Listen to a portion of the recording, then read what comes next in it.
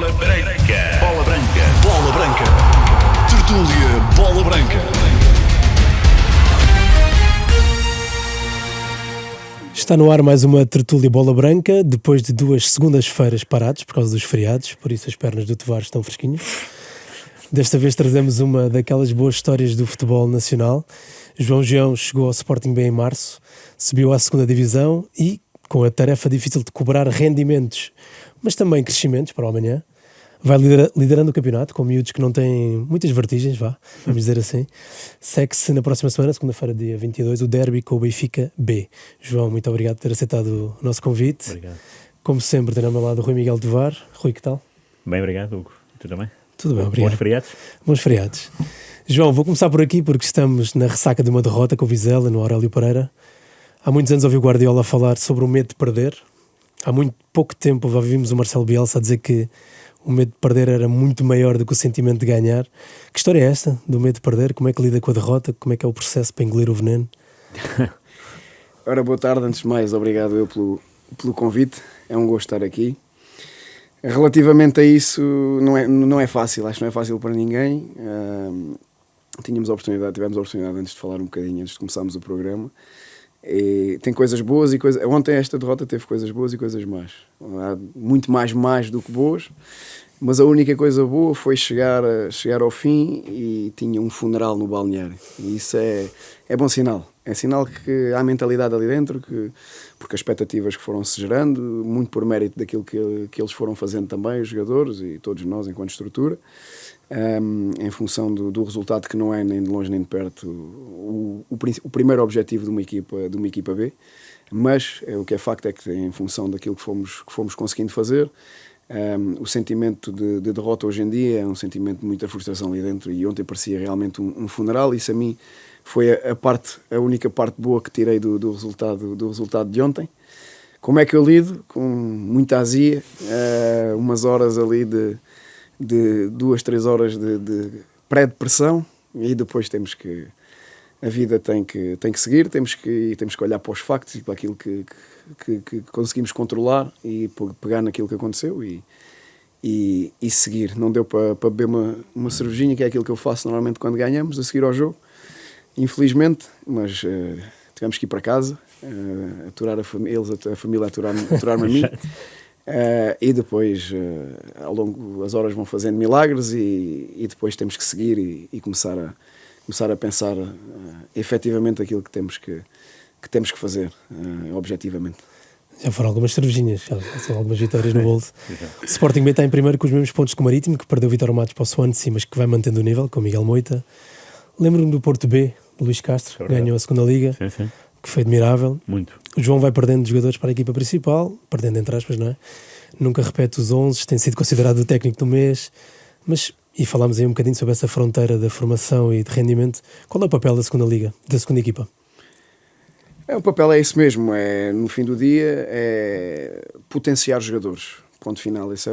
Depois podem ser potenciar jogadores para a primeira equipa, nem todos lá vão chegar, como é perfeitamente natural. Aliás, é uma minoria os que chegam à equipa A. A lei natural desta indústria e a competitividade assim o obriga, portanto vão chegar 1, 2, 3 no máximo à equipa principal. Potenciar jogadores para a equipa principal, potenciar jogadores que possam trazer mais valias para o clube, como é lógico, numa segunda linha, e potenciar jogadores que eventualmente não correspondam nem a um nem a outro, porque estão numa terceira linha de rendimento, digamos assim, mas sobre os quais também temos responsabilidade no seu processo de desenvolvimento. Enquanto equipa B também é a última etapa de desenvolvimento daqueles jovens jogadores. Portanto, este é o principal objetivo. Depois, anexo a isto, como é lógico, queremos ser competitivos, queremos, como temos sido, queremos ganhar. A mentalidade que incutimos é sempre essa, não nos agarramos a uma outra característica particular que esta gestão de equipa B obriga, e olhamos para as soluções e tentamos no fim do dia incutir essa mentalidade e passar-lhes que, independentemente de tudo e de nós não tomarmos, eu digo isto muitas vezes, nós não tomamos decisões, ou eu, em última análise, não tomo decisões em relação a todas as jornadas, única e exclusivamente a pensar em ganhar aquele jogo. É minha obrigação passar-lhes essa mentalidade e nós atacarmos todos os jogos para os ganhar. Mas eu, enquanto treinador de uma equipa B, não posso tomar só decisões em função do próximo jogo que vou ter. Para dar um exemplo, eu tenho um miúdo, se calhar, que mais novo, que ainda não está, que eu sei que ainda não tem rendimento para aquele jogo, ou que as características dele, eventualmente, para aquele jogo não são as mais ajustadas. Mas eu, se não encontrar nos próximos três jogos características para o pôr lá dentro, não posso não o pôr. Tenho que o pôr, porque eu tenho que o expor, tenho que lhe dar minutos, tenho que o fazer progredir. E ele só progride com o jogo, lógico, o treino é importante, mas ele só progride com o jogo. Portanto, eu aqui ou ali, se calhar estrategicamente, se eu tivesse uma equipa diferente que não uma equipa B, não poria aquele jogador se calhar a jogar, ou porque é mais rápido e eu preciso de um jogador mais cerebral, ou porque é mais cerebral e eu preciso de um jogador mais rápido para defender o jogador adversário, etc. O que seja, mas eu não tomo esta decisão única e exclusivamente a pensar em ganhar o próximo jogo. Portanto, isto para dar um bocadinho aqui um exemplo daquilo que é um bocado, são as nossas particularidades, mas voltando ao início da resposta, é muito isto, é potenciar jogadores individualmente, que saibam jogar a equipa, como é lógico, mas muito individualmente. É esse o meu papel principal. Portanto, mantém-se muito a gênese da formação, que no fundo é olhar para a pessoa e para o jogador individualmente, não tanto num âmbito coletivo. Consiga, como é lógico, perceber qual é o contexto de equipa, perceba comportar-se em equipa, quer dentro do jogo, quer fora do jogo, a equipa sempre acima de tudo, mas que potencie ao máximo as suas capacidades individuais, porque não me interessa eu agarrar nos 2, 3, 4 jogadores de potencial do clube e amarrá-los só à minha ideia de jogo eventualmente e não tirar aquilo que é o melhor que eles têm para dar, para se desenvolverem individualmente, para que um dia possam chegar no seu expoente máximo à equipa principal, por exemplo. Eu tenho que arranjar soluções para tirar o melhor deles individualmente, para que eles possam estar o mais preparados possível e expô-los às vezes, até em contexto de equipa, a coisas em que eles não estão. Lá está novamente aquela lógica de não estar sempre à procura do rendimento. Há jogadores que nós pomos e tiramos-los da zona de conforto em posições às vezes que não são aquelas em que eles estão mais confortáveis, porque eles precisam de viver aquilo ainda para melhorarem naquilo em que têm que melhorar mais rapidamente, para estarem mais individualmente preparados para chegarem à primeira equipa. Portanto, o indivíduo ali, a individualidade ali tem uma importância enorme. Perfeito. Tovar, quando quiseres entras. Vou entrar agora porque, sabes porquê? Sim. Porque recentemente numa entrevista do Bino, o Bino foi campeão do mundo sub-17, não é? E também foi parte integrante da primeira seleção portuguesa a jogar o Mundial sub-17 em 89, com o Carlos Queiroz. E fez os jogos todos, os 6 jogos. Era avançado do Porto, ponta de lança, mas no europeu, portanto antes do Mundial, no europeu que garantiu a qualificação para o Mundial, o Carlos Queiroz, um lateral lesionou-se, o Peixe recuou para a central e o Carlos Queiroz puxou o Bino para o meio campo. E o Bino nunca mais foi ponta de lança. Portanto, Portugal foi campeão europeu, com o Bino a jogar a médio, e até marcou no primeiro jogo fora da área. E o Carlos Queiroz disse, vês, não é preciso estar dentro da área para marcar. E essas coisas mexem com a cabeça. Estavas a falar disso, não é? De potencializar os jogadores, mas o jogador não sabe ainda qual é que é a sua potência e se calhar um visionário, neste caso Carlos Queiroz e a dupla Carlos Queiroz-Nel Vingada, ou, se quisermos afunilar no Sporting, e já falámos nele, que é o nome do estádio, Aurélio Pereira, conseguem às vezes ver coisas que mais ninguém vê. Tu também vês. Não sei se vejo, mas já mudaste a vida de uma ou outra pessoa, não? Jogador, acho que ainda é cedo para... Cedo? Mas tu começaste aos 22 anos. Sim, Ninguém começa aos 22 anos. Não sei, não olho muito por isso, não tenho essa habilidade, mas é interessante esse ponto, porque isso leva-me aqui a uma discussão que eu tive com a minha equipa técnica aqui há 2 semanas, acho eu, que é a tendência também da universalidade do jogador. Eu acho que estamos a voltar um bocadinho a isso.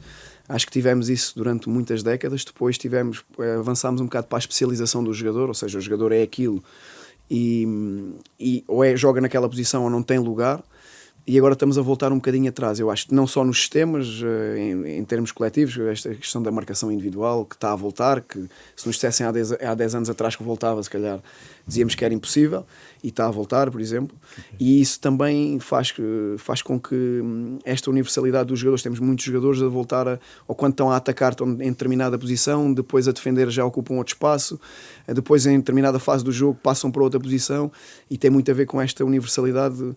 E falávamos aqui um bocadinho em off também deste saudosismo, eu também tenho um bocado eu também tenho um bocadinho este saudosismo, mas isto é como a moda, né? Vai virando e nós acabamos por ir buscar referências mais atrás para no fim do dia, sei lá, ainda agora o Sporting jogou contra o Bayern Munique na Liga dos Campeões, e eu tive a oportunidade até porque nós estávamos com a Youth League de ver o jogo, e estava a deslumbrar-me também a ver o Kimmich, que é um jogador que lateral direito também, passou para médio e novamente para lateral direito, e agora está outra vez a médio.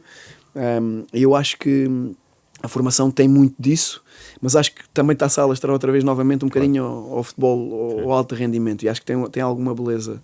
E o Hugo dizia em off que é um fã do futebol brasileiro por isso, porque não há tanta amarra do jogador, mas eu acho que o futebol europeu está também a caminhar outra vez. Acho que vivemos uma época assim em que o jogo estava mais amarrado, muito também esta especialização do jogador num determinado sistema, e agora acho que estamos a voltar um bocadinho há décadas atrás, e a ter novamente vários sistemas, as equipas a atacar de uma forma, a defender de outra, e a trazer mais variabilidade, e no meio desta variabilidade acaba por aparecer também mais liberdade. Eu acho que estamos a sentir, eu pelo menos sinto isso, que estamos a voltar a ter um bocadinho mais de liberdade dentro desta imprevisibilidade do jogo. Vou aproveitar a deixa. Sente então que há falta de liberdade para o jogador? Sente que nos últimos anos se cortou um bocado as asas aos criativos ou não? Eu acho que até há uns anos sim, eu acho que estamos a voltar outra vez, porque já se vê muita gente a tentar, muitos treinadores e muitas equipas top e dos Big Five europeus, muita gente a tentar novamente pôr os criativos, os jogadores de 1 para 1 em condições para conseguirem ter espaço e ter tempo para conseguir, para essa individualidade conseguir sobressair. Eu não sou dos pessimistas que acham que o jogo está completamente maniatado. Eu acho que não. O Olise está a arrebentar de 1 para 1 no Bayern, o Yamal, o Rafinha no Barcelona, sei lá, uma série de jogadores. O Pedri que está num sítio mais apartado. O Pedri em espaços interiores consegue tirar 2 e 3 em condução da frente. Eu acho que o que está a voltar um bocadinho atrás, e se calhar vamos daqui a 2 décadas vamos outra vez caminhar outra vez para amarrar, não sei qual é a tendência, mas eu não sou tão pessimista. É verdade que acho que amarrámos muito ao sistema aqui há 1 década atrás, mas eu acho que estamos outra vez, pelo menos eu sinto isso, eu pelo menos também tento fazê-lo, de tentar arranjar forma dos criativos terem espaço, porque são eles depois também, não só por uma questão de beleza do jogo, mas por uma questão de efetividade, porque eles realmente depois fazem a diferença quando conseguem desequilibrar e tirar um jogador adversário da frente, ou 2 jogadores, para aqueles que são mesmo diferenciados da frente, isso desequilibra o sistema todo da equipa adversária e efetivamente dá-nos coisas que de outra forma às vezes não conseguimos. E eu acho que pode ser uma tendência. Eu sou hoje, apesar do dia de ontem, eu estou um bocadinho mais otimista. Ok, eu sou assim mais cético, não é? Até porque se realmente vem esse tempo, e oxalá, vamos ver o que é que fizemos então na formação nestes anos. Não estou a falar de Sporting, estou a falar no geral, no mundo inteiro até, se for preciso. Fala-se muito da academia estar a formatar jogadores ou não, de passe e recepção, 2 toques. Veremos o que vem aí. Perfeitamente a esperança, vou juntar-me no arco. Também essa é outra discussão. Eu também não sou daqui. Às vezes confunde-se muito esta questão do futebol de rua, entra aqui muito também nesta. E eu percebo isso, há coisas que realmente faltam. Mas eu convivo com jogadores jovens há muitos anos. E eu tenho, e muitas vezes, o tal saudosismo faz-nos. Não, no nosso tempo, os jogadores, e os jogadores é que eram, e agora os jogadores. É a minha convicção, e agora estou a tirar o UEFA Pro também, tivemos essa discussão recentemente no curso entre treinadores, e a maior parte dos treinadores sentiam que os jogadores chegam menos preparados. Eu não acho nada. Eu tenho a opinião contrária, também falo em causa própria porque estou no final da hierarquia de quem os forma, e numa academia de topo. Mas eu acho que os jogadores, na minha opinião, estão a chegar mais preparados. Na minha opinião, do ponto de vista do conhecimento do jogo, sim, a capacidade para jogar em várias posições, de interpretar o jogo, os momentos do jogo, eu acho que o jogador é mais profissional, o jogador hoje em dia, ou pelo menos da forma como nós entendemos o profissionalismo. Eu acho que os jogadores, ao contrário daquilo que é a ideia generalizada, eu sinto que o jogador, na minha opinião, os jogadores hoje em dia chega mais preparado. E antes falava-se até daquela questão de colocar e vamos lá ver se ele aguenta a pressão. Hoje em dia parece que vão com outro apoio à volta, não é? Parece que não vão tão desamparados. Sim. Acho que também é a nossa... Também acho que crescemos. E quem está à volta, e mesmo vocês jornalistas, quem está à volta também acho que ajuda...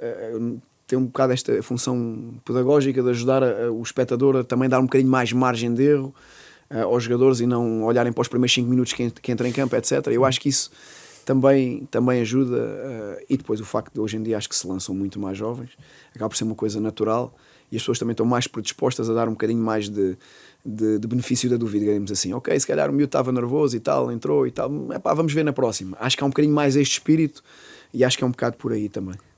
Muito bem, há bocado quando eu estava a puxar para a conversa, não sei se queres partilhar algumas ideias de equipas B ou não, porque eu lembro que a minha primeira não interação, mas a primeira vez que eu vi o Sporting B foi no António Coimbra da Mota, na segunda B talvez, Estoril Sporting B, e um amigo meu virou-se para mim e disse: olha aquele número 7, não pares de olhar para ele, era o Quaresma. E fez coisas completamente surreais. Portanto, o que eu te queria perguntar, se não quiseres agora acrescentar nenhuma memória assim mais malandra, João, o Sporting B vem da Liga 3 para a Liga 2. Fala-se muito que enfim, que vocês é que sabem, por isso é que a pergunta vai ser feita, mas era muito importante em termos de desenvolvimento do jogador estar a competir numa segunda liga, ou não muda assim tanto? Quão importante foi subir divisão?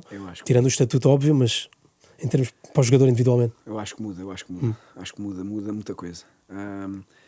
Para já, até o facto de eu estar aqui, por exemplo, é sinónimo de uma... É verdade, é sinónimo de uma exposição mediática que não tínhamos. E o exemplo do Luís Castro, do Porto B, também o é, não é? E isso não é... Ok, é uma riqueza, eu estou a falar por mim, mas para os jogadores, a exposição que eles têm do ponto de vista do palco mediático, o perder agora, se calhar, mediaticamente é uma coisa mais pesada, tem uma carga mais negativa, porque há muito mais gente a saber, o conhecimento é maior, o acompanhamento das pessoas em relação aos jogos é muito superior. Portanto, logo desse ponto de vista é logo um crescimento, e estamos a falar de jogadores que têm que estar habituados, ou nós queremos formá-los para eles estarem habituados a lidar com este tipo de pressão e de carga que hoje em dia também existe, e com as redes e etc, e todo um novo mundo que nós estamos a viver.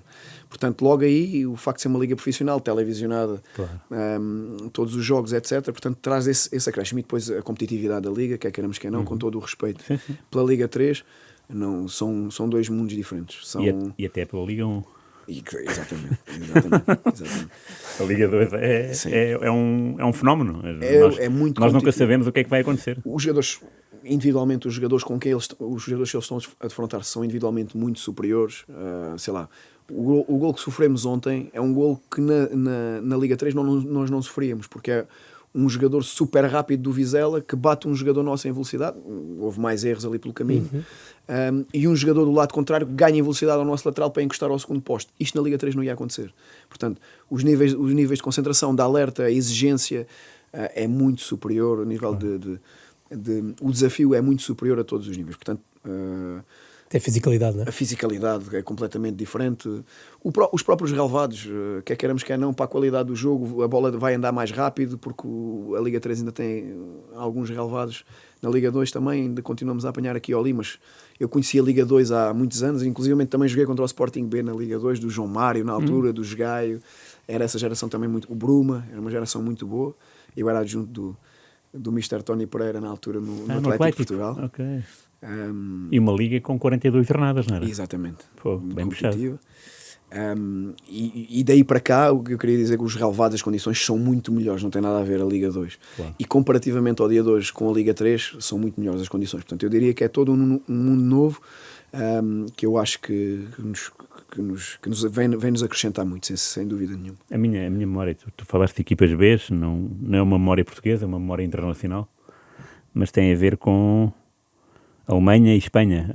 Lembro-me que o Hertha Berlim B chegou a uma final da Taça da Alemanha e o Real Madrid Castilha, não é? Também chegou e até perdeu com o Real Madrid. Até foi a final da Taça do Rei, foi essa. Imagina o que era Sporting A, Sporting B no Jamor, não é? E acabou 6-1. Real Madrid A ganhou, claro.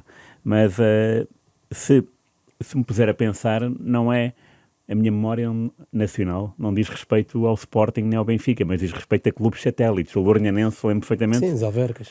Exatamente.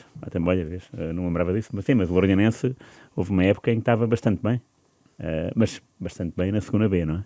E era uma equipa cheia de jogadores do Sporting. Não foi de Caneira, Paulo Costa? Sim, Márcio Santos na baliza, não era? Tenho ideia do guarda-redes ser o Márcio e de haver grandes jogadores lá que faziam a diferença na segunda B. E se calhar também fariam na segunda, mas na B faziam. Pronto, e são memórias que tenho. Agora, não, uma coisa é uma memória, outra coisa é viver por dentro como tu vives, claro. Claro. E nós temos essa particularidade em Portugal das equipas B poderem jogar a segunda liga e que acrescenta muito. Claro. Acho que foi um upgrade também no nosso processo formativo em relação a outros países. Alguns também estão aí por esse caminho, a Bélgica, por exemplo. Mas acho que foi um upgrade da nossa... Espanha agora também tem a Real Sociedade, salvo erro, na segunda liga. Okay. Real Sociedade B. Mas acho que foi um upgrade grande nos últimos anos. Logicamente que beneficia sobretudo quem tem mais recursos, os grandes neste caso, mas acabamos por formar muitos jogadores para acelerar o processo e dar-lhes outra competitividade que eu acho que faltava. Este passo intermédio acelera muito o processo. Certo. João, deixa-me ir ao Salvador Blopa, que acabou de renovar de 2030, até para irmos do particular para o abstrato.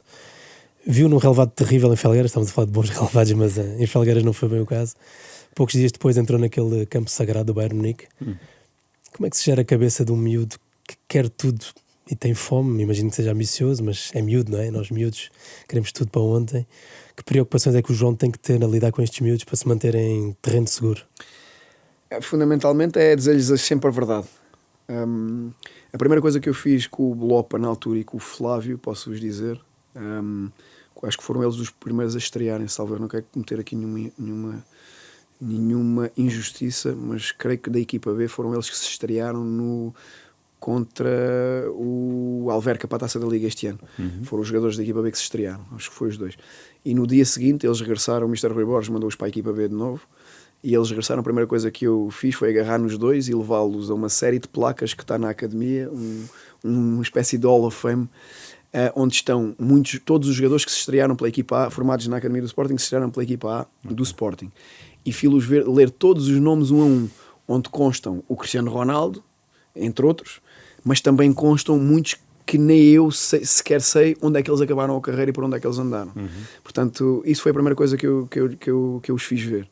E a mensagem é muito clara, é pés bem assentes no chão, não conquistaram nada ainda, estão lá por mérito deles e porque fizeram as coisas bem até aqui, ninguém vai sem mérito, ninguém se estreia na equipa principal do Sporting, mas os pés bem assentes no chão e tentar dizer-lhes a verdade a toda a hora, antecipar algumas coisas em termos mediáticos que vão acontecer, que não aconteciam até aí, tentar antecipar alguns problemas. No caso particular do Blopa, que me perguntaste em concreto, tem sido relativamente fácil porque tem uma cabeça muito boa. Aliás, eu costumo dizer que das maiores armas dele, se não a maior arma dele, a malta normalmente diz que ele fisicamente é incrível, tecnicamente é um miúdo que percebe muito bem o jogo, mas a maior arma dele é a mentalidade. Puto, com uma mentalidade espetacular, com muita ambição, mas muito humilde, continua a respeitar muito os colegas mais velhos que ele tem na equipa B, porque alguns são de uma geração 2-3 anos mais velhos do que ele, que ainda não tiveram a possibilidade de se estrear no Sporting. Alguns se calhar nunca se vão estrear no Sporting, mas ele continua a olhar para eles com o mesmo respeito e quase a mesma diferença, como se eles já se tivessem estreado e ele não se tivesse estreado. Portanto, é um miúdo que... O Flávio também, para reforçar, porque eu também falei o nome dele, mas o Blopa, que me perguntaste em concreto, é um miúdo até agora, que muito mérito dele, da forma como tem lidado com isto. Agora, logicamente que às vezes não é fácil jogar a Liga dos Campeões a meio da semana ou jogar com o Bruges a meio da semana, de repente vem para baixo, treina uma vez, autocarro, Felgueiras, de repente campo, onde é que eu estou? É claro, isso não tem a ver com o facto dele ser ou não ser humilde, é humano, é normal. Não, claro. Mas ele tem lidado muito bem com isso, muito mérito dele, miúdo com uma cabeça muito boa, sabe muito bem o que quer, sabe muito bem, consegue muito bem perceber aquilo que correu mal com outros casos semelhantes, portanto tem sido relativamente fácil de gerir, muito mérito deles neste caso. Certo, eu vou sempre perguntando do ponto de vista do treinador, não é? Para saber como é que se lida ou não com isso, sensibilidade. Outro exemplo é o Rodrigo Ribeiro. Se não me engano, demorou mais de 3 anos a ser titular pela equipa principal, creio eu, foi com o Maranhense agora para a Taça, depois da estreia com o Ruben Amorim. não deixar cair miúdos e devolver-lhes o orgulho também deve ser complicadíssimo, ou não? Como é que é? Sim, faz parte também do nosso processo, nem todos. Não é tudo rosas, não é? E às vezes fala-se muito e especula-se muito com esta questão de mas temos que gerir bem o processo e o percurso dos miúdos e para onde vão. Sim, é verdade, mas muitas vezes também não conseguimos controlar tudo. Basta um treinador não gostar daquelas características, sei lá, um miúdo é emprestado a um clube. Um treinador gostava das características dele miúdo, perde o próximo jogo e o treinador cai, e vem outro treinador que já não gosta daquelas características. Portanto, às vezes não se consegue controlar o processo todo, e o Rodrigo foi um miúdo que passou aqui uns anos com menos tempo de jogo, mas que regressou agora, eu não considero um passo atrás, porque ele está integrado na equipa A, treina regularmente com a equipa A, portanto nesse sentido é um passo à frente, mas compete regularmente, tem competido mais com a equipa B. E acho que lhe tem feito muito bem, tem-lhe devolvido a confiança, ele tem sido importante na equipa B, tem tido também uma postura muito humilde também quando baixa sempre à equipa B, um compromisso muito grande com a equipa, muito implicado em melhorar naquilo que ele sabia que tem que melhorar, em tarefas defensivas, etc., muito comprometido com isso, e às vezes esse também é o nosso papel. Isto não é uma reta para o sucesso, isto não é sempre linear, não é? Às vezes já não sei se quem dizia que para tudo na vida há dois caminhos, é o em frente e o à volta, não é? E ele está a fazer o à volta, mas eu acredito que ele tem muito potencial. O à volta, eu não sei se é o termo certo, porque ele não deixa de ter tido experiências que também foram enriquecedoras, jogando menos, mas ter estado num balneário de Primeira Liga, como teve no Aves o ano passado, não deixa de ser, como teve o João Muniz também, que está connosco, emprestado ao Rio Ave. Portanto, e ele próprio, fazendo o paralelismo, por exemplo, para o Muniz, muitas vezes conta histórias que são importantes de coisas que ele viveu no balneário do Rio Ave, com jogadores mais velhos, etc., que são importantes enquanto experiência para os outros. Portanto, e são experiências enriquecedoras para eles também, e o espaço da equipa B também serve para isto, para eles recuperarem a confiança, para recuperarem e para recuperarem aquilo que aqui ou ali foram perdendo, e temos tido muito boas respostas, tanto, por exemplo, são dois casos que falámos agora, muito, muito positivas. O João já foi adjunto a alguns treinadores, falou no António Pereira, Sim. que deve ser um senhor a dar duras. Já ouvi dizer que o César Peixoto também acelera e diz umas coisas assim, nos decibéis acima. É fácil dar duras ou não? Assumir essa mensagem e ter que apertar com miúdos? É uma coisa natural? Eu sou muito prático nisso. E tive... Por falando, eu até posso contar muito, tive essa sorte, fui adjunto de muitos treinadores que me ensinaram muito e aos quais eu devo muito. Fui adjunto também no senhor Alain Casanova, que tem no Lausanne, na altura na Suíça, que tem mais de 400 jogos de Liga francesa, e ele já veio, foi a última época dele. Ele já estava quase reformado e o clube fez-lhe um apelo, ele foi, porque eu tinha família também em Lausanne, então foi depois já de um ano de ter estado parado. E eu aprendi muito com isto. Depois eu começo a falar esta dialética da nova geração. Isto também custa um bocado, porque eu vivi com muitos treinadores, com este caso o Mr. Alain Casanova, com o Tony Pereira já referi, com o Mr. João Alves também, fui adjunto.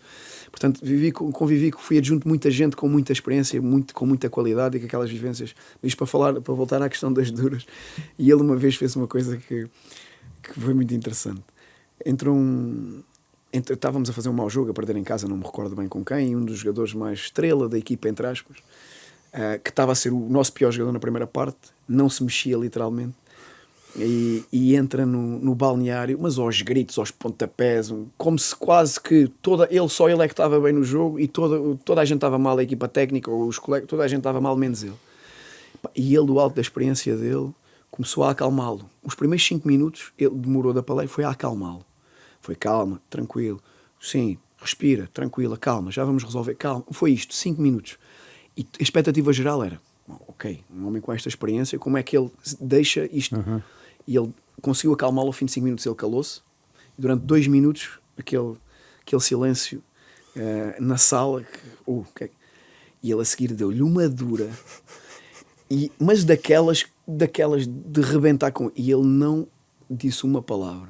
E isto para falar esta dialética da experiência, eu enquanto jovem, ou se calhar a minha tentação, se fosse eu, a primeira coisa era ir para cima dele naquela hora. Claro. O que é que tinha acontecido? Bate-boca e não tinham resolvido nada. ele, do alto da experiência dele, primeiro acalmou, baixou-lhe a adrenalina, e quando a adrenalina dele bateu no fundo, ele atacou e aí matou. Portanto, são estas sensibilidades, e isto para responder o quê? Eu acho que eu sou muito prático nisso. As coisas têm que se dizer, eu para mim, e muito por isso, é a verdade. As coisas têm que ser ditas. Umas vezes de uma forma mais emocional, outras vezes menos emocional, mas as coisas têm que ser ditas no sítio certo, na hora certa e no timing certo. E quando tem que ser, quando tem que levar, eles sabem quando tem que levar aqui ou ali, levam. Mas não sou aquele treinador de dar duras só porque sim, ou para me impor, ou para acharem que está ali o líder. Quando entendo que devo dar e que é justificado, dou. Se não, eu sou muito isto, é prático. Acho que fundamentalmente é. E depois muito da nossa sensibilidade, destas tais vivências, estávamos aqui a falar da sensibilidade, daquilo que achamos que no momento, ok, eles estão a precisar disto, ou não estão a precisar. É muita sensibilidade. Sim, às vezes cada jogador reage de forma diferente, é preciso outra coisa. Claro. João, já falámos, estava ali nessa fronteira entre formação e futebol rendimento, que é muito tenue. Queria lhe perguntar duas coisas. Como é que deve ser um treinador de formação, idealmente, não é? Seja no Sporting ou num clube normal, porque às vezes os miúdos já estão ali para jogar a bola e serem felizes.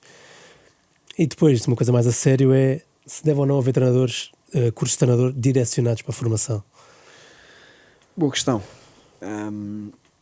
Eu acho que o treinador de formação tem que ter um determinado perfil.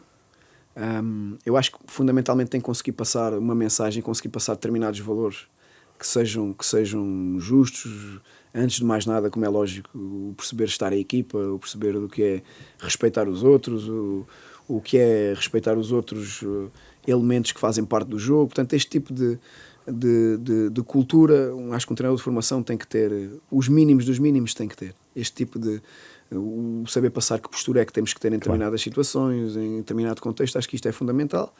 Depois, a outra questão, mais técnica, não é exatamente a mesma coisa.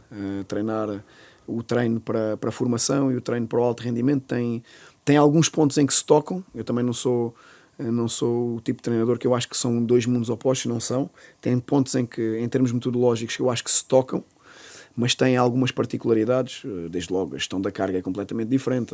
Há maior disponibilidade dos miúdos, se calhar, para fazer determinado tipo de trabalho em determinados dias com um adulto não há, etc. Portanto, há aqui uma série de coisas que temos que ajudar.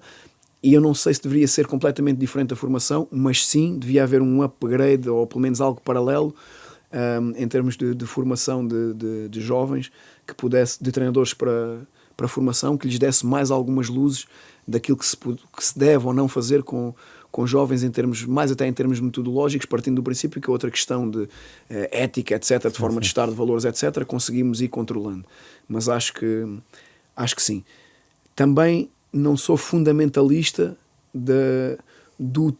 na formação termos apenas o treinador professor, ou o treinador que só educa e que não potencia, e que acha que o resultado nunca é importante e que passa este tipo de mensagem. Sei que isto é meio polémico, mas a formação é uma coisa que eu gosto de discutir. Há muito esta vaga de que não, a formação, o resultado não deve contar para nada. Não, nós devemos dar a possibilidade de todos os miúdos se formarem, de terem possibilidade de jogar, de se formarem no diferente patamar de estágio de desenvolvimento em que eles estão. Agora, o ganhar e nós somos uma das melhores formações do mundo e temos algumas coisas boas, algumas coisas que temos que melhorar, mas temos muita coisa boa. E esta competitividade que há também na formação, o perceber que o ganhar e o perder não é igual, etc. Este envolvimento também é importante. Portanto, lógico, tomar decisões para desenvolver jogadores é super importante.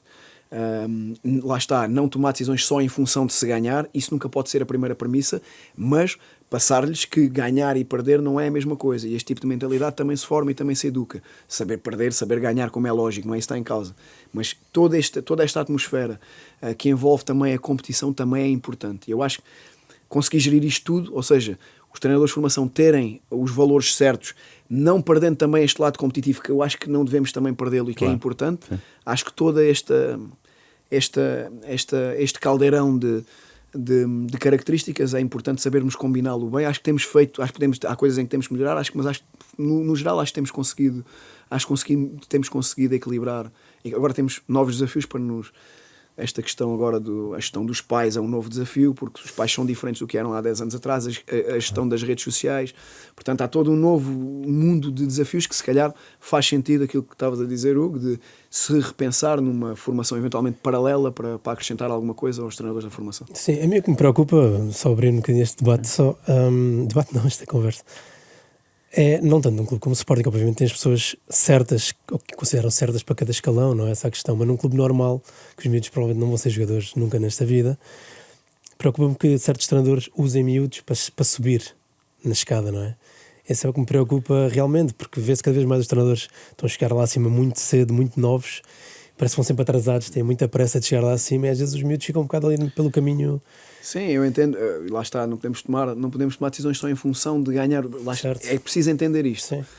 Eu acho que essa questão dos treinadores também tem a ver com, e aqui vou defender um bocado a classe, e quando estava a falar de formação falo um bocado no geral e não só da formação do Sporting, então falo no geral. Sim, claro.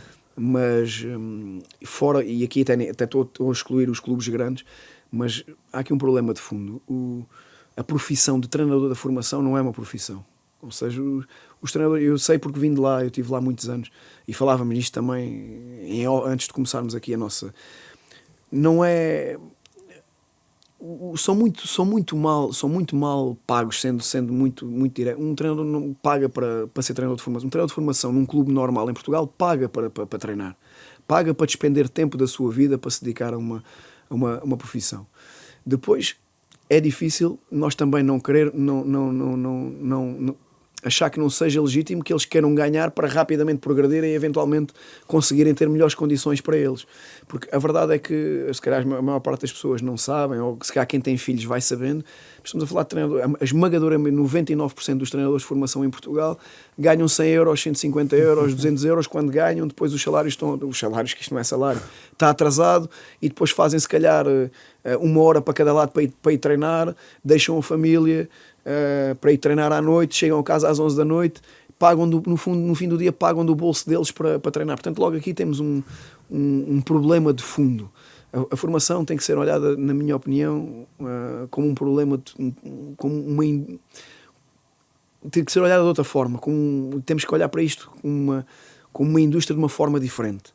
Eu sei que há muitos destes problemas que estavas a focar aí, claro que são, mas temos que olhar para o problema estrutural, e o estrutural tem muito a ver com isto, que é, temos que dar os clubes médios, pequenos, que são a esmagadora maioria, têm que ter outro tipo de condições, ou têm que olhar para a formação de outra forma, para conseguirmos também depois ter outro tipo de exigências e formar melhor os treinadores, dar-lhes outro tipo de condições, obrigá-los a formarem-se, porque mesmo em termos de formação, para muitos destes treinadores é inacessível do ponto de vista económico. Portanto, temos aqui um problema de fundo que eu acho que é mais estrutural e que acho que temos que olhar. Isto demorava aqui. Sim, ficámos aqui o dia todo. Nem falamos dos miúdos pagarem, né? E os miúdos pagarem, como é lógico. E depois, às vezes, os pais pensam que estão a pagar para os treinadores, mas eu conheço a realidade porque sou amigo, continuo amigo de muitos deles. Não, claro. E muitos deles recebem isto que eu referi há bocado, não recebem mais do que isto. E despender se calhar, de 3 treinos por semana. De estar ocupado das 5 da tarde entre viagens para ir, preparar o treino, não sei o quê, das 5 da tarde às 11 da noite, 3 vezes por semana, mais um dia ao fim de semana, acaba por ser ocupar quase o dia todo. Portanto, é muito tempo e não é fácil. Portanto, isto é um problema estrutural, mas sem dúvida que, e voltando ao início da tua questão, sem dúvida que não está em causa isso. Por isso é que eu mencionei. Os valores acima de tudo. Temos que saber formar todos os miúdos, temos que saber dar oportunidades a todos os miúdos, incluir toda a gente, como é lógico, sem, por outro lado, perder aquela competitividade, que eu acho que fazer este equilíbrio é que é difícil. Claro, certo. Muito difícil. João, vamos voltar ao Sporting. Assume também o Sub-19 na Youth League. Porquê é que o clube tomou esta opção e quão desafiante é ter na cabeça 2 equipas? É muito desafiante. O clube já tinha tomado antes de eu chegar ao Sporting. Aliás, anteriormente, inclusivamente, o treinador que fazia a competição onde estava inserida a equipa B, fazia também a Youth League e ainda acumulava a Premier League Cup, que atualmente está alocada à equipa técnica do Sub-23 do clube. Portanto, no nosso caso, nós fazemos, como mencionaste, a Campeonato de Segunda Liga e Youth League. e eu acho que tem sido muito rico para nós enquanto equipa técnica, é um desafio muito grande. A maior riqueza qual é? É permitirmos a nós, equipa B, que somos a pirâmide o topo da pirâmide da formação, contactar diretamente e conhecer os jogadores das outras equipas imediatamente abaixo. Eu, em contexto de Youth League, treino 4, 5 jogadores por nós, em função das subidas à equipa A, que estão comigo diariamente no plantel de segunda liga, mas depois treino o restante plantel da equipa da Youth League é composto por jogadores dos sub-19, dos sub-17, e inclusivamente já foi treinar um dos sub-16, já foi à convocatória no último jogo em Munique um jogador dos sub-16.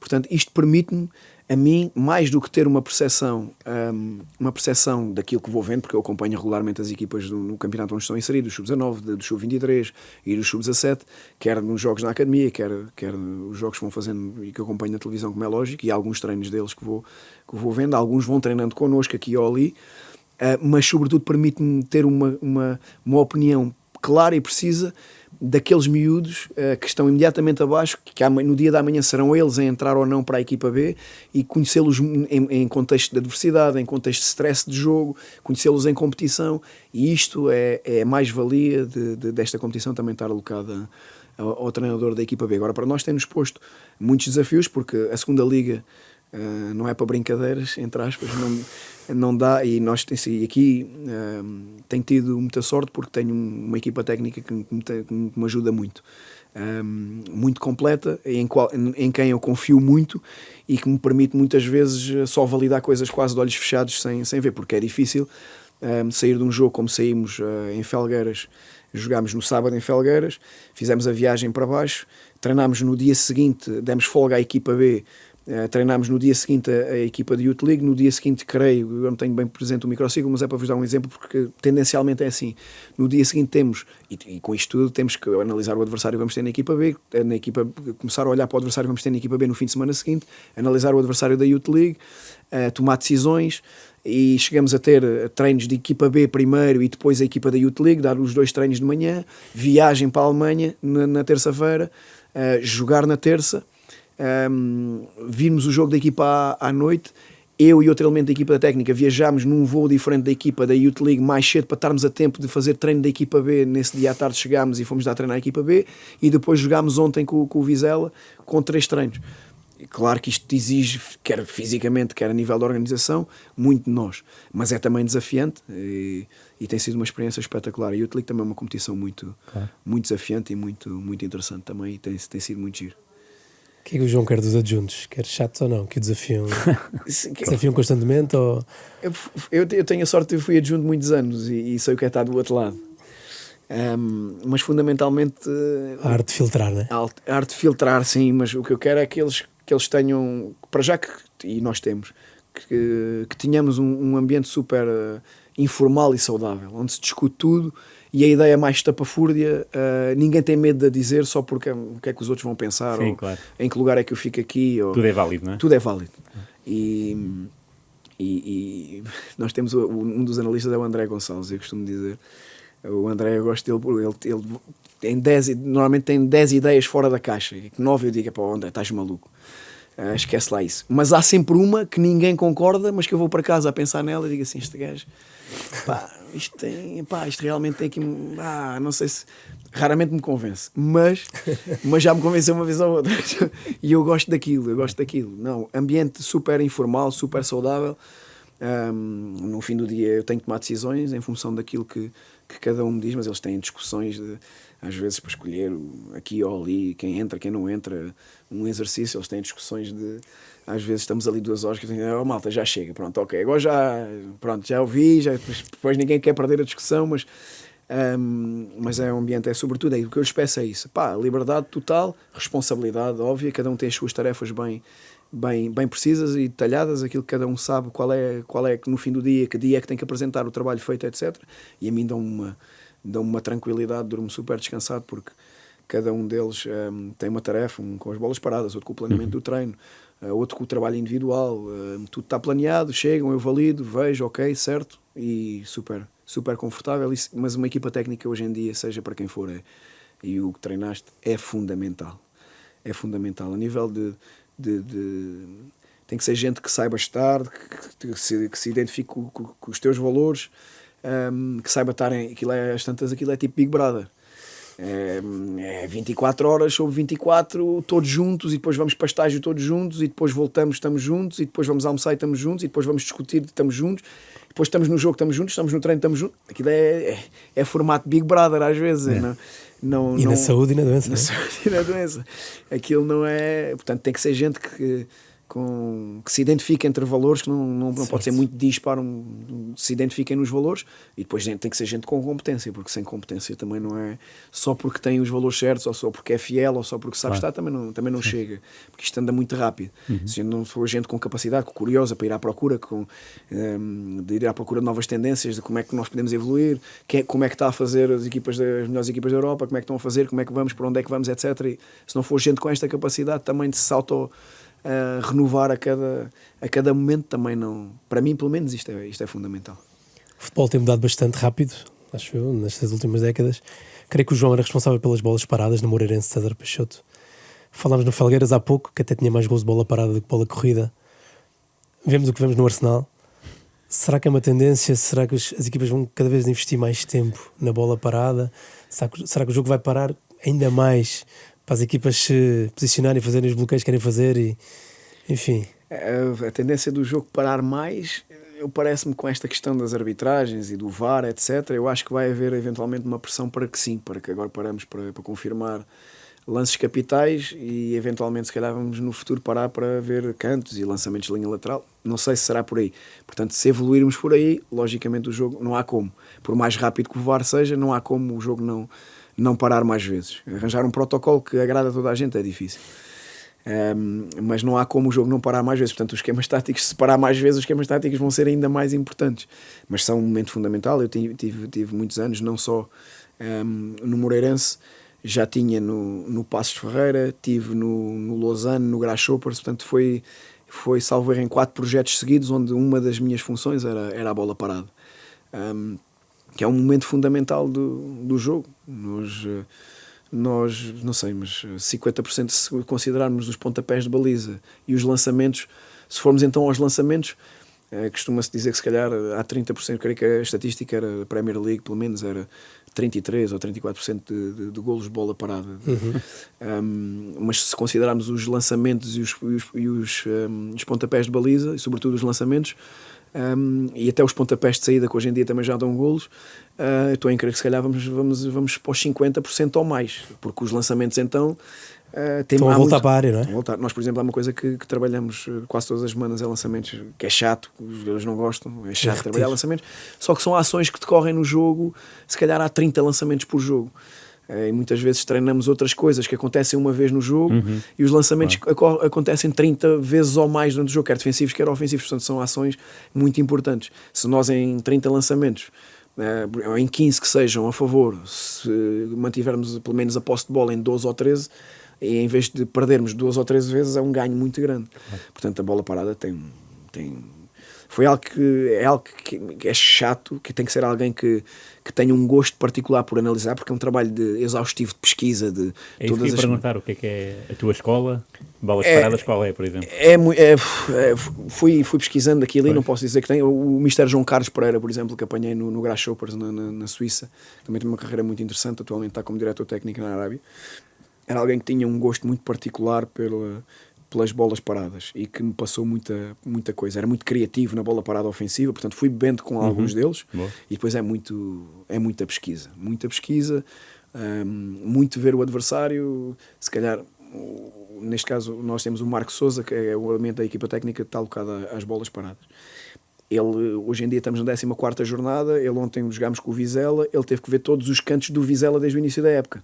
É chato, porque se tiverem uma média de 7 ou 8 cantos por jogo, e depois disto vai ver, está um jogador que não estava no plantel do Vizela o ano passado, portanto ele vai ver como é que ele é dentro da área nos clubes onde teve, e se tiverem 10 jogadores que não estavam no plantel, vai ver os 10, isto só para os campos. Portanto é um trabalho exaustivo. E coisas como ele não acompanha ou não encosta que zonas é que ele ataca preferencialmente, que zonas é que ele ataca e que na nossa forma de defender são aqui ou ali mais frágeis, e ele pode nos criar problemas ali.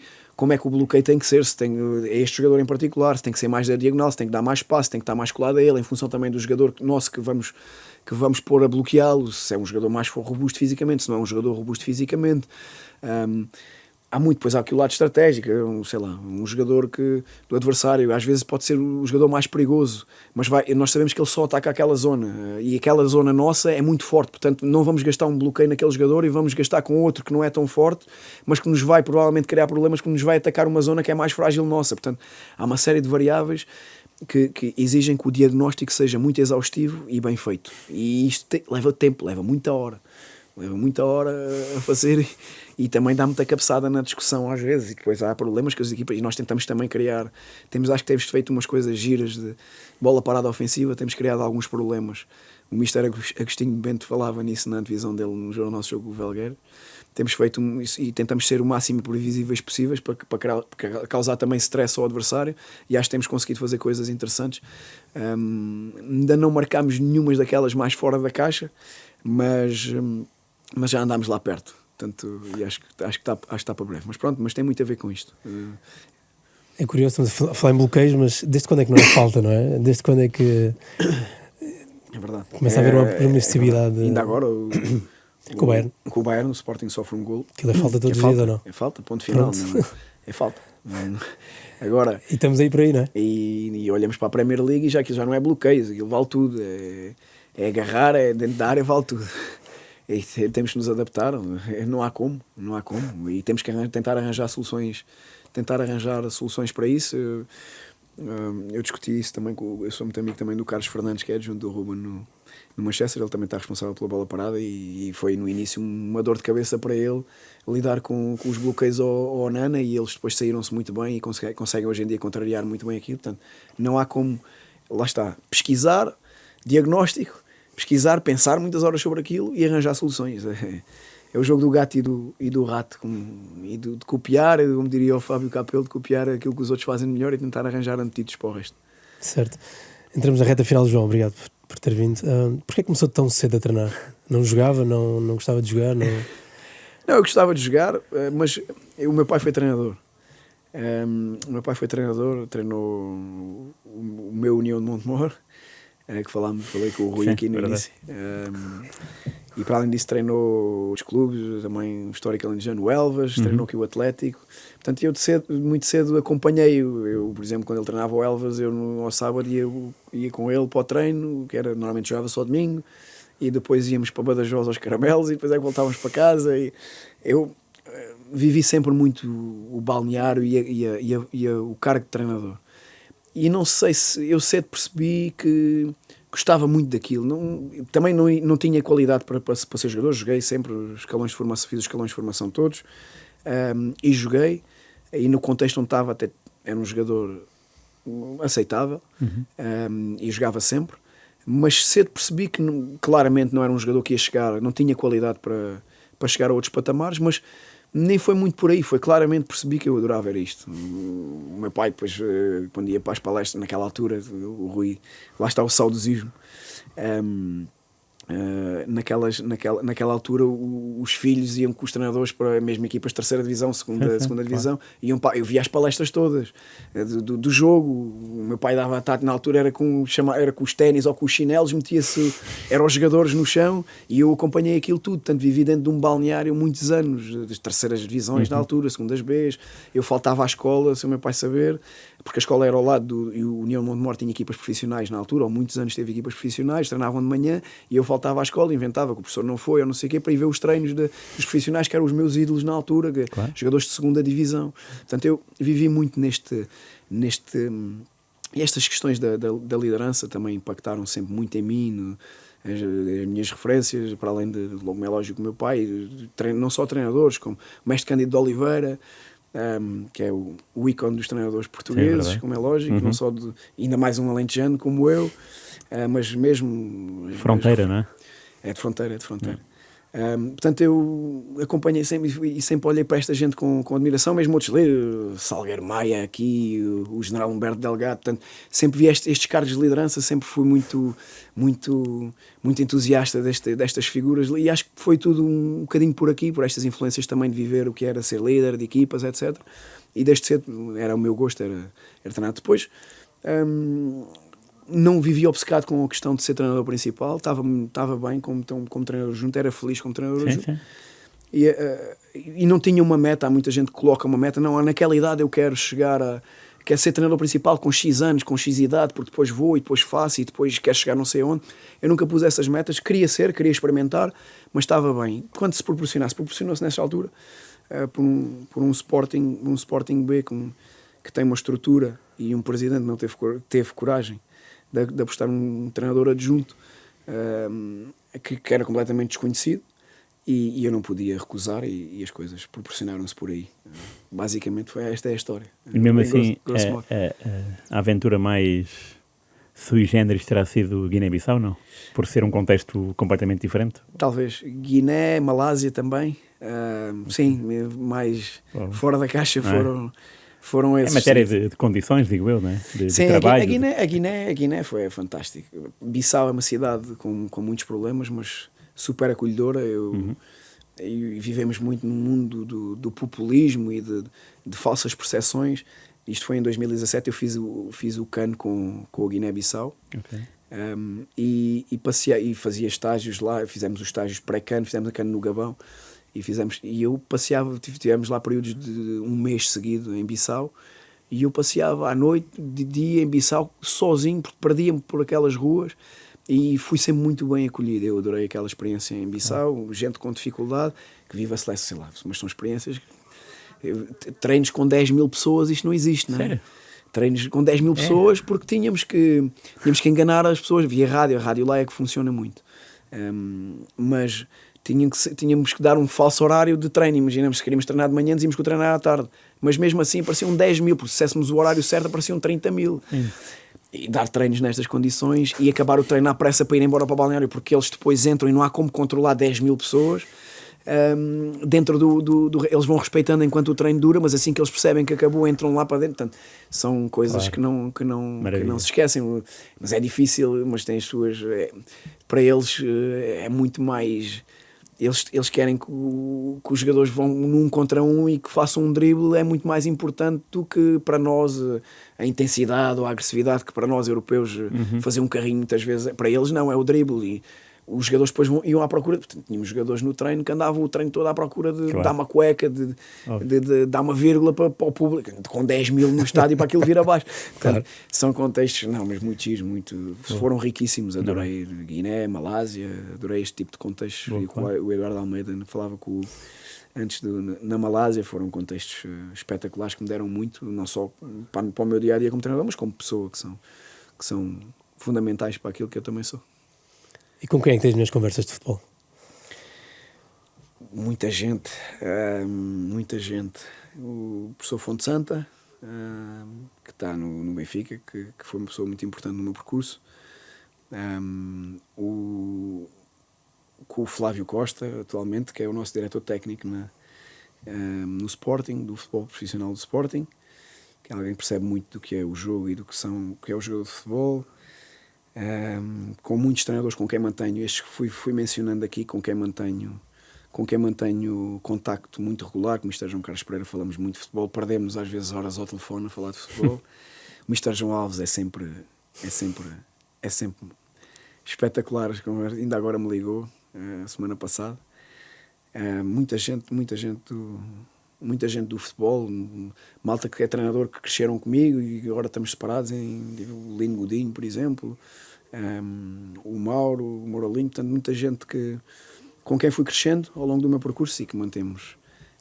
Devo-me estar a esquecer de alguém e depois de rever isto vou dizer, eu não falei neste gajo, às vezes falamos horas ao telefone e não... Eles percebem. Mas é muito por aqui. Vou perguntar a clássica, que é as referências, não é? Que treinadores é que, quando pensa no futebol, ou até no início, se o 0-0 estiver certo, como treinador dos iniciados de Mucifal, não sei se foi 8-9, mais ou menos? Eu nas datas. Pronto, mas é quando sei o que foi há Guardiola muitos começa, anos. é como o Guardiola começa no Barça, não sei se houve aí uma sementezinha do Não, gosto, guardiolismo. como é lógico, gosto do Guardiola, é impossível.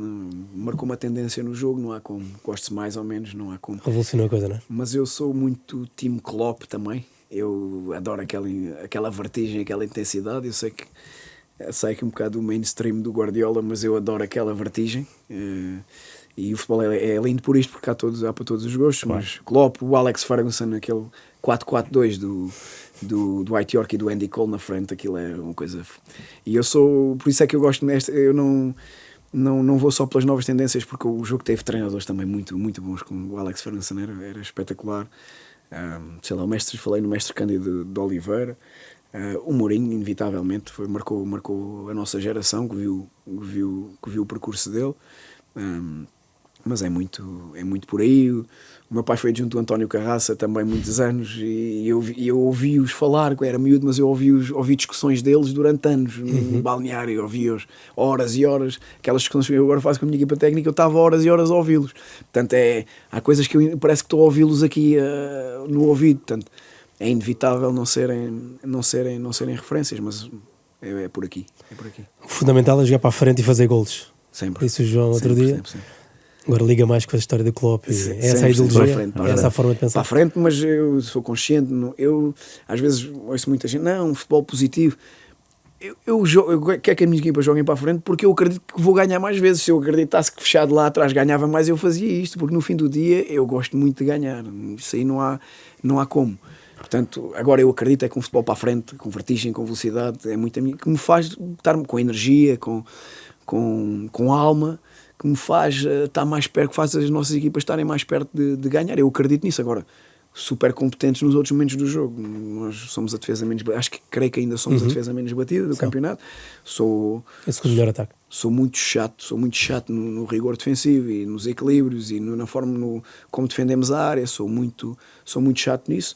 Agora, não acredito que sempre a levar a bolada dos outros fechados cá atrás, que esteja mais. Se eu acreditasse que estávamos mais perto de ganhar, eu fazia. Mas não acredito que uma equipa esteja mais perto de ganhar a fazer isto. E esse luxo de dormir na casa? Como é que. Isso tem sido espetacular. Pá. Nunca tinha vivido, é verdade, em 20 anos ou mais ligado ao futebol. É a primeira vez que eu também o Sporting, se calhar, é o único clube que me pode proporcionar isso a carreira toda, porque A vida às vezes é bela, não é? a vida é bela. Porque me permite isso. É a primeira vez que volto, é até estranho. Os primeiros tempos foram estranhos. Eu estava em casa, mas estou a trabalhar e estou em casa, e depois levanto-me de madrugada em casa, não é normal. Quando estava em casa levantava-me horas, 9 horas ou 8, ou o que fosse, porque geralmente ou estou de férias ou estava sem clube. Só havia estas duas hipóteses, e desta vez volto para casa. É fundamental, mas adaptar-me também às rotinas da família e ter que continuar, porque nós em casa depois não há como, não é chegar a casa e ver televisão no sofá e jantar. Na nossa profissão isso não existe. É chegar a casa e ver mais um jogo e decidir uma coisa para o treino e ver o treino de hoje, rever mais uma coisa para tomar uma decisão, e é muito isto. Mas exige aqui mais uma articulação, mas claro que é um conforto grande poder estar com a família, como nunca tinha passado por essa experiência, mais uma experiência. E grato ao Sporting mais uma vez por me proporcionar isto, não só poder ser treinador principal como num clube como é o Sporting, como deixar-me dormir a casa, que é espetacular. E para acabar, como é que era a infância então em Montemor Novo? Era Que espetacular. memórias é que João tem? Era espetacular, era infância de interior, muito livre. Eu também, para além de morar numa cidade pequena, moro no campo, sempre morei no campo, não moro dentro da cidade, portanto muita liberdade. Muito tempo de escola, normal, como toda a gente, e depois muito futebol. Ou estava no futebol no União como jogador, com os meus colegas, ou estava a ver os treinos quando o União treinava à noite, porque houve alguns anos em que não foram profissionais. Estava a ver os treinos do meu pai, porque o meu pai, para além de treinador, foi diretor desportivo, diretor técnico e diretor de mais alguma coisa. Tudo, naquela altura usava-se tudo, a malta da terra fazia tudo. Uma infância feliz, muito rural, com muitos valores, eu tenho muito daquilo, sou muito alentejano em muita coisa, a comida, a forma de estar, o convívio, beber um copo com os amigos, isso é muito dessa infância, porque vi fazer os costumes, os hábitos, sou um orgulhoso alentejano e tenho muito daquilo. Tenho. Maravilhoso, e assim acabamos Nossa tertúlia Bola Branca fica por aqui. O programa teve os cuidados técnicos da Lara Garcia, da Lara Castro e da Beatriz Garcia. Quero agradecer muito ao João João por ter vindo. Obrigado, João. Foi muito bom. Obrigado. Muita sorte para o que vem aí. Tovar para a semana a mais. Bora. Um abraço a todos. Abraço. Obrigado. Obrigado.